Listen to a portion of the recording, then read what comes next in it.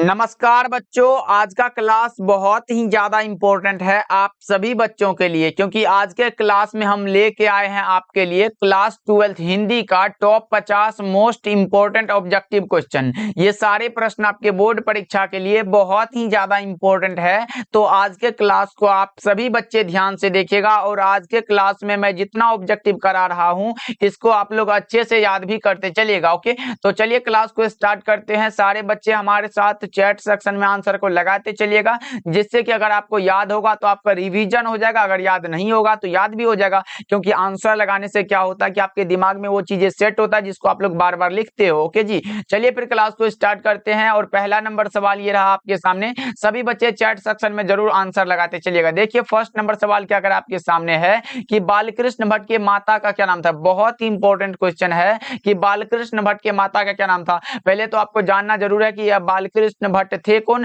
तो बातचीत जो पाठ है वो एक प्रकार का निबंध है जिसके निबंधकार का नाम है बालकृष्ण भट्ट। अगर इसके माताजी का नाम पूछे तो माताजी का नाम था पार्वती देवी, माताजी का नाम था पार्वती देवी। और पिताजी का नाम क्या था तो बेनी प्रसाद भट्ट। इसको भी आप लोग याद रखिएगा, पिता का नाम पूछे तो आप लोग लगाइएगा बेनी प्रसाद भट्ट और माताजी का क्या नाम लगाओगे तो पार्वती देवी। जिसका कि जन्म हुआ था 23 जून 1844 को। किसका जन्म हुआ था तो बालकृष्ण भट्ट का जन्म हुआ था। और 20 जुलाई 1914 को क्या हुआ था 20 जुलाई 1914 को निधन हुआ था। इसको भी आप लोग याद रखिएगा, बहुत ही इंपॉर्टेंट है। पहले मैंने बताया कि बातचीत शीर्षक निबंध के निबंधकार हैं बालकृष्ण भट्ट, जिसके की माताजी का नाम है पार्वती देवी, पिताजी का नाम है बेनी प्रसाद भट्ट। जन्म हुआ था 23 जून 1844 को और निधन हुआ था 20 जुलाई 1914 को। इसको भी आप लोग याद रखिएगा। तो correct answer option number A हो जाएगा। 1 का ए जितने भी बच्चे लगा रहे हो सही जवाब हो जाएगा। और प्यारे बच्चों, एक बार सभी बच्चे एक बार क्लास को जरूर लाइक करिएगा, तब पढ़ाने में बहुत मजा आता है। इसलिए सभी बच्चे एक बार पहले क्लास को लाइक कर देना। ओके जी, चलिए फिर दूसरे नंबर सवाल की ओर बढ़ते हैं। सारे बच्चे आंसर जरूर लगाते चलिएगा जिससे कि आप लोगों को याद होते चलेगा। देखिए दूसरा नंबर सवाल क्या कर रहा है, करबक पाठ के रचयिता कौन है। करबक जो पाठ है वो मलिक मोहम्मद जायसी के द्वारा रचा गया है, यानी कि लिखा गया है। तो right answer option number D हो जाएगा। 2 का डी बिल्कुल सही जवाब हो जाएगा बच्चा पार्टी। याद रखिएगा सूरदास की जो रचना है वो क्या है तो पद है। इसको भी आप लोग याद रखोगे। ये तुलसीदास क्या है तो तुलसीदास के भी पद है, लेकिन दोनों के अलग अलग है, तो दोनों को याद रखिएगा। नाभादास की रचना कौन सी है तो छप्पय। आप लोग चैप्टर पढ़े हो छप्पय जो रचना है, छप्पय जो रचना है ये नाभादास की रचना है। इसको भी आप लोग याद रखिएगा। चलिए फिर तीसरे नंबर सवाल की ओर बढ़ते हैं। ये रहा आपके सामने, बताना तुलसीदास का सर्वश्रेष्ठ महाकाव्य कौन है। सबसे श्रेष्ठ महाकाव्य जो है वो है रामचरितमानस। कौन सा, जिसमें कि भक्ति रस है। तो right answer option number C होगा, बिल्कुल सही जवाब हो जाएगा। 3 का सी आप लोग याद रखिएगा। तुलसीदास का सर्वश्रेष्ठ महाकाव्य है रामचरितमानस। ओके, चलिए फोर्थ नंबर सवाल देखिए क्या करा आपके सामने। ये रहा, बताना इसका राइट आंसर क्या होगा। पंचायती राज में जैसे खो गए पंच परमेश्वर। बहुत इंपॉर्टेंट है, कई बार आपके बोर्ड एग्जाम में आ चुका है। पंचायती राज में जैसे खो गए हैं पंच परमेश्वर, ये जो पंक्ति है वो किस शीर्षक कविता से लिया गया है तो गांव का घर जो कविता है जो कि ज्ञानेंद्र पति की रचना है उसी से ये लाइन लिया गया। तो right answer option number A हो जाएगा। याद रखिएगा आप लोग, यानी कि कवि कहते हैं कि पंचायती राज में अब पंच परमेश्वर खो गए हैं, पहले जैसा अब नहीं रहा है, इसलिए कवि कहते हैं कि पंचायती राज में से खो गए हैं पंच परमेश्वर। चलिए अगले प्रश्न की ओर बढ़ते हैं। अगला प्रश्न क्या कर रहा है आपके सामने, ये रहा, बिस्नी किस एकांकी की पात्रा है। बिस्नी जो है वो किस एकांकी की पात्रा है बता दो। 5 का राइट आंसर क्या होगा। बिस्नी जो है सिपाही की मां चैप्टर में आई है, तो राइट आंसर ए हो जाएगा। 5 का ए सही जवाब हो जाएगा, याद रखिएगा। और ये सारे के सारे रचना भी मोहन राकेश की ही रचना है, इसको भी आप लोग याद रखिएगा। चलिए 6 नंबर सवाल को देखते हैं। मात्र 50 ऑब्जेक्टिव है, सारे बच्चे जरूर लास्ट तक बने रहेंगे। देखिए 6 नंबर सवाल क्या कर आपके सामने है, मानव, मानव नहीं यहाँ मानक होगा। क्या मानव नहीं होता, यहाँ पे मानक हो जाएगा। यहाँ पे मानक लिख दिया जाए, यहाँ पे मानक होता है तो याद रखिएगा यहाँ क्या होगा तो मानक जो है बिस्नी से दूध की जगह क्या मांगता है बता दो। 6 का राइट आंसर क्या होगा तो मानक जो है बिस्नी से दूध की जगह पानी मांगता है, तो राइट आंसर कौन सा होगा, ऑप्शन ए सही जवाब हो जाएगा। ये मानक और बिस्नी कौन है, यानी कि मानक के माता जी का क्या नाम है तो बिस्नी है, इसको भी आप लोग याद रखिएगा। ओके, चलिए 7 नंबर सवाल देखिए क्या कर आपके सामने। ये रहा, प्रकृति वर्णन से संबंधित कविता कौन सी है। बहुत इंपॉर्टेंट क्वेश्चन है जो कि शमशेर बहादुर सिंह के द्वारा लिखा गया है। अब समझ सकते हो कौन सा राइट आंसर होगा, जो कि उषा चैप्टर है। ये शमशेर बहादुर सिंह की रचना है, किसकी तो यहाँ लिख भी दे रहा हूं, ये शमशेर बहादुर सिंह की रचना है। इसको भी आप लोग याद रखिएगा, ये हमारे शमशेर बहादुर सिंह की रचना है, याद रखिएगा आप लोग, बहुत इंपॉर्टेंट है। प्रकृति वर्णन से संबंधित कविता का नाम है उषा। चलिए 8 नंबर सवाल को देखते हैं हम लोग क्या करा आपके सामने। ये रहा, बताना इसका राइट आंसर क्या होगा। कवि शब्द में कौन सी संज्ञा, कवि का संज्ञा क्या होगा, कवि में कौन सी संज्ञा है, तो कवि हमारे कई प्रकार के होते हैं, इसलिए हम कह सकते हैं कि ये जातिवाचक संज्ञा है। Right answer option number B हो जाएगा। यानी कि जो दुनिया में केवल एक हो, जो मतलब प्रोफेशनल हो, जैसे आप महात्मा गांधी का नाम बोले तो ये दुनिया में केवल एक है, तो आप कह सकते हो कि ये व्यक्तिवाचक हो जाएगा। विराट कोहली बोले तो एक ही उसी का नाम ले रहे हैं, जिसका हम सोच रहे हैं उसी का नाम ले रहे हैं। वैसे विराट कोहली अगर किसी का नाम होगा वो नहीं होगा।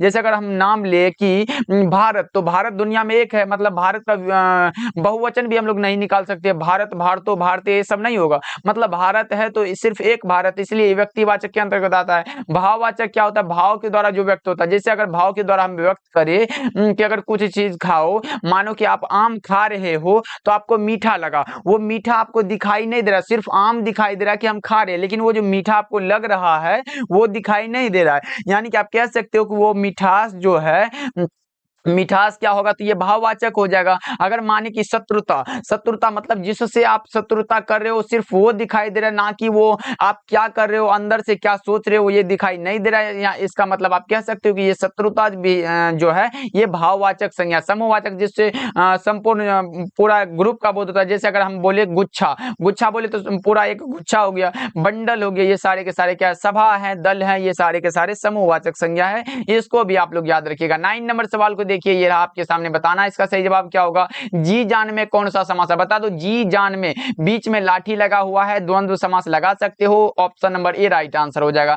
9 का ये सही जवाब हो जाएगा बच्चों, याद रखिएगा। और अब की बार आपको हिंदी में 95 प्लस लाना है बच्चों, इसलिए खूब मेहनत करना है। सारे प्रश्न जितना भी मैं कराते जा रहा हूं इसको आप लोग जरूर रिवीजन करते चलना, याद करते चलना, और लास्ट में हिंदी के टाइम में आपको सारा ऑब्जेक्टिव बनना चाहिए, 50/50 आना चाहिए आपको ऑब्जेक्टिव में, ओके जी। और सब्जेक्टिव लास्ट में दे दूंगा, कुछ दूंगा ऐसा इंपॉर्टेंट जो आपके बोर्ड एग्जाम में आ जाएगा। बस अभी थोड़ा ऑब्जेक्टिव ये कमांड कर लेते हैं। देखो इसका राइट आंसर क्या है, झुंड में कौन सी संज्ञा, आप झुंड बताओ। झुंड एक आदमी से नहीं होगा, ये समूहवाचक होगा, राइट आंसर डी हो जाएगा, ऑप्शन डी बिल्कुल राइट आंसर है। चलिए अगले प्रश्न को देखते हैं। अगला प्रश्न क्या करा आपके सामने, इसको डिलीट कर दिया जहां। अब बताना इसका राइट आंसर क्या होगा। बीजक के रचयिता कौन है, बता दो। बीजक के रचयिता का नाम बता दो, सभी बच्चे बताना बीजक के रचयिता कौन है। बीजक के रचयिता का नाम बता दो, बीजक के रचयिता कौन है, तो वो है हमारे कबीरदास, ऑप्शन बी राइट आंसर है। बीजक के रचयिता है कबीरदास, राइट आंसर बी होगा 11 का। चलिए 12 नंबर सवाल देखिए क्या कह रहा है। जुर्माना शब्द में प्रत्यय क्या होगा। प्रत्यय का मतलब ये लास्ट में लगता है, प्रत्यय क्या होता है, तो ये लास्ट में लगता है, तो आप समझ सकते हो प्रत्यय जुर्म प्लस आना, आना हमारा क्या होगा, तो प्रत्यय होगा, सी हो जाएगा राइट आंसर। 13 नंबर सवाल को देखिए आप सभी बच्चे क्या कह रहा है, इसका राइट आंसर बता दो। परलोक शब्द में उपसर्ग क्या होगा, परलोक में उपसर्ग बता दो आप लोग, परलोक में कौन सा उपसर्ग है बता दो। 13 का राइट आंसर क्या होगा, पर प्लस कौन सा होगा, पर प्लस लोक होगा, तो पहले लगता है हमारा उपसर्ग, राइट आंसर ए होगा। 13 का ये सही जवाब हो जाएगा। 14 नंबर सवाल देखिए क्या कह रहा है। ओ सदानेरा हिंदी साहित्य में किस विधा के अंतर्गत आता है। ओ सदानेरा जो चैप्टर है वो क्या है, तो एक प्रकार का निबंध है, कौन सा, तो ऑप्शन नंबर सी में दिया गया, जो कि जगदीश चंद्र माथुर जी के द्वारा लिखा गया है। इसको भी आप लोग याद रखोगे, ओके।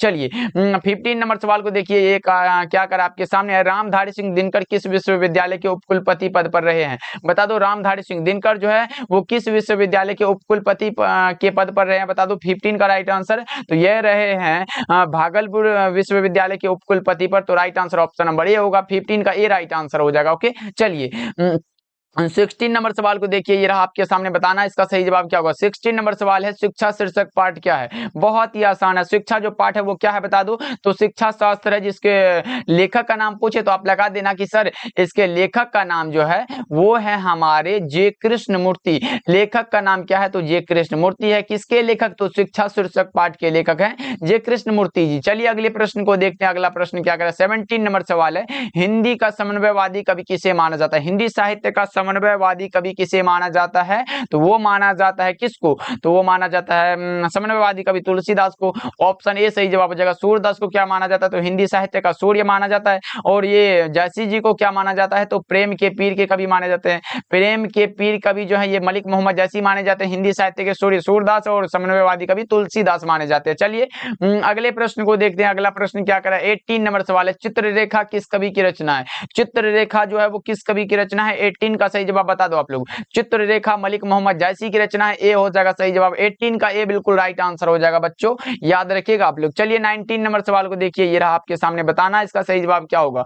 बता दो गंडक नदी की चर्चा किस शीर्षक पाठ में है। गंडक नदी की चर्चा किस शीर्षक पाठ में है, तो ओ सदानेराम है, जिसके लेखक का नाम है जगदीश चंद्र माथुर। चलिए अगले प्रश्न की बढ़ते हैं। 20 नंबर सवाल है, मुक्तिबोध का पूरा नाम क्या है। मुक्तिबोध का पूरा नाम क्या है, तो गजानन माधव मुक्तिबोध है, राइट आंसर सी हो जाएगा। मुक्तिबोध का पूरा नाम क्या है, तो गजानन माधव मुक्तिबोध है, और इसके पिताजी का नाम था माधवराज मुक्तिबोध, इसको भी आप लोग याद रखिएगा। चलिए फिर अगले प्रश्न को देखते हैं।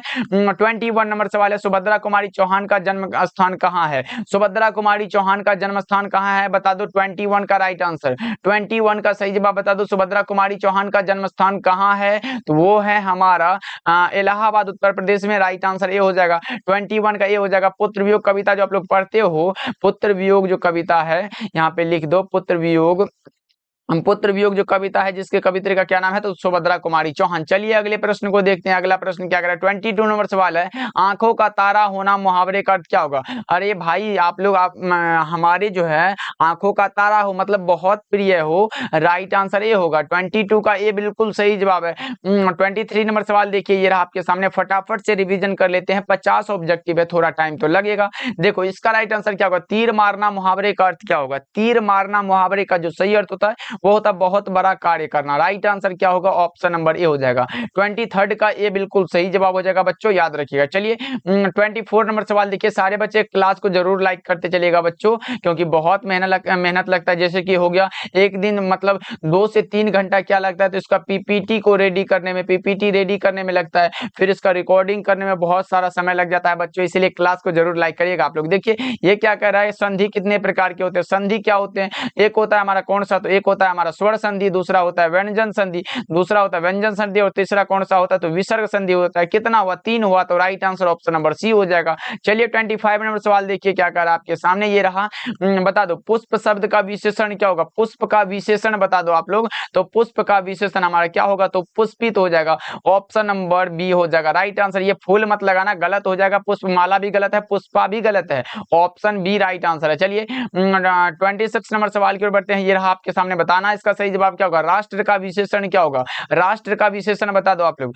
राष्ट्र का विशेषण क्या होगा, तो राष्ट्रीय होगा, राष्ट्र का राष्ट्रीय होगा, भारत का भारतीय होगा, समाज का सामाजिक होगा, आलस का आलसी होगा, और भी कुछ हो तो आप लोग चैट सेक्शन में अगर आपको याद है तो लगा सकते हो। राष्ट्र का क्या होगा, तो राष्ट्रीय हो जाएगा, right answer option number A हो जाएगा। चलिए अगले प्रश्न के बढ़ते, 27 नंबर सवाल है, समाज का विशेषण क्या होगा। लो जी अभी मैंने बताया, समाज का सामाजिक हो जाएगा, right answer option number B होगा। जाति का जातीय हो जाएगा। सारी चीजों को आप लोग याद रखिएगा, बहुत ही आसान है विशेषण में लगाना। चलिए अगले प्रश्न की ओर बढ़ते हैं। 28 नंबर सवाल क्या करें, 28 कहां गया, 28 नंबर सवाल को देखा जाए। हाँ 28 नंबर सवाल क्या कर रहा है, कौन आ रहा है किस सर्वनाम का उदाहरण है। बता दो कौन आ रहा है वो किस सर्वनाम का उदाहरण होगा। 28 का सही जवाब बता दो आप लोग, कौन आ रहा है किस सर्वनाम का उदाहरण है, बता दो।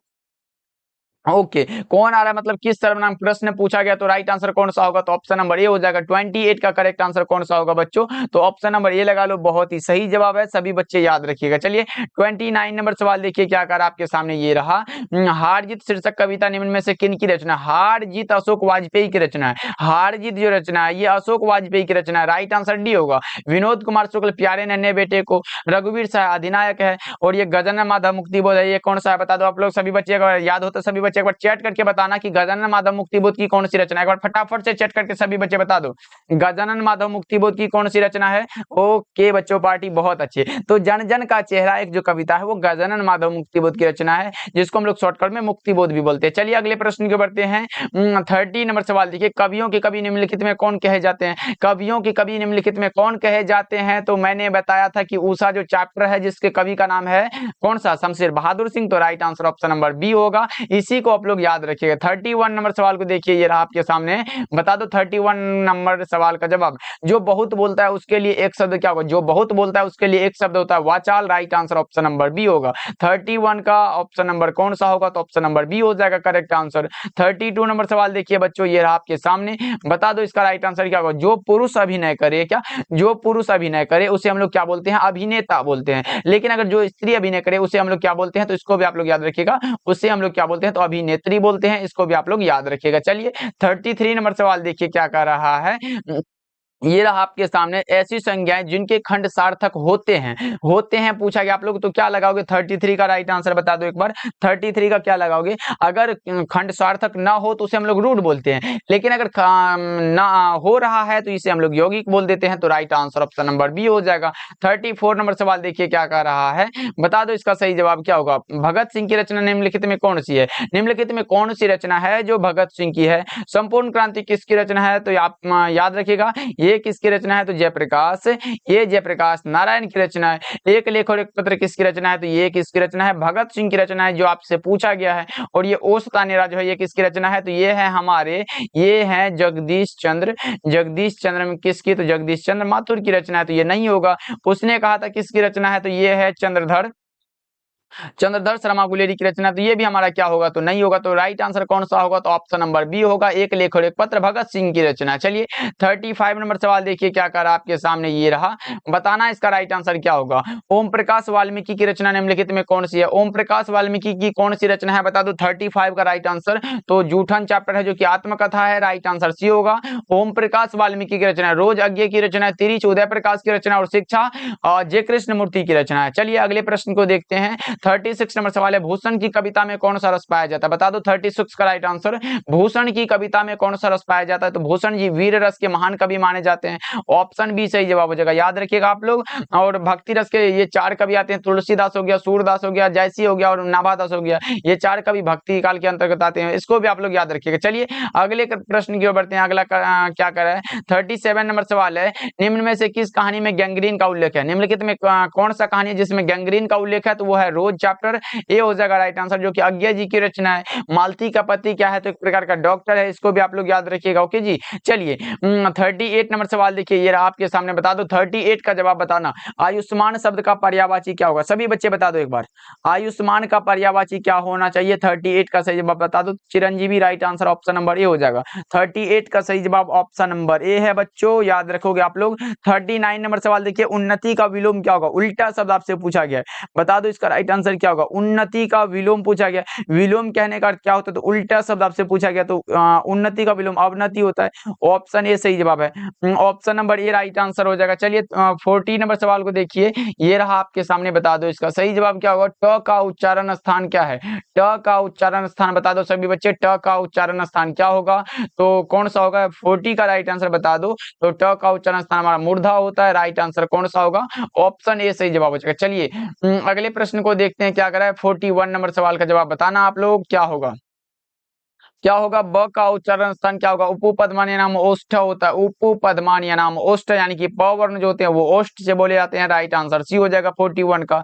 चलिए 42 नंबर सवाल को देखिए, ये रहा आपके सामने, बता दो इसका सही जवाब। अर्धनारीश्वर शीर्षक निबंध में शंकर और पार्वती का किस प्रकार का रूप वर्णित है? तो शंकर और पार्वती का किस प्रकार का रूप है? तो कल्पित रूप, जानते हो कल्पित रूप है, शंकर और पार्वती का कल्पित रूप है, तो इसको याद रखोगे। ऑप्शन नंबर कौन सा? तो सी हो जाएगा, बिल्कुल सही जवाब है। चलिए अगले प्रश्न को देखते हैं। 43 नंबर सवाल है, सूबेदारनी किस कहानी के पात्र है? बता दो सूबेदारनी जो है वो उसने कहा था कहानी में है कि नहीं, बता दो आप लोग। तो ऑप्शन ए राइट आंसर हो जाएगा, जो कि चंद्रधर शर्मा गुलेरी जी की रचना है, इसको भी आप लोग याद रखिएगा, ये गुलेरी जी की रचना है। चलिए 44 नंबर सवाल को देखते हैं आपके सामने, ये रहा, बताना इसका राइट आंसर क्या होगा। लेखक को स्कूल में झाड़ू लगाते हुए किसने देख लिया था? अब बता दो ये किस चैप्टर का क्वेश्चन है? तो जूठन चैप्टर आप लोग पढ़े हो।